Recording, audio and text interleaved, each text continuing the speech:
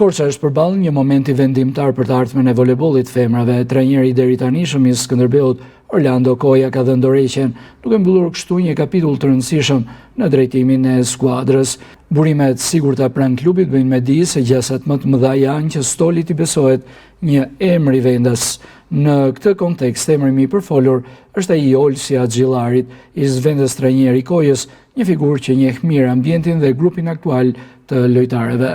Tradita e trajnerëve korçar në volejboll është e pasur dhe suksesshme.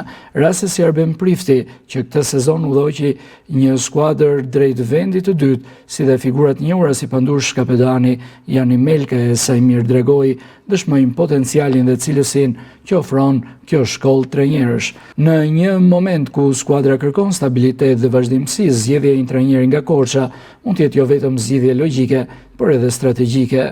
Ata njohin realitetin lokal, kanë lidhje të forta me bazën dhe ndjejnë më thellë përgjegjësinë e përfaqësimit të qytetit. Për momentin nuk ka ende një zyrtarizim, por duket se drejtuesit e klubit janë të vendosur të zgjidhin çështjen brenda pak ditësh për të mos humbur kohë në përgatitje për sezonin e ri.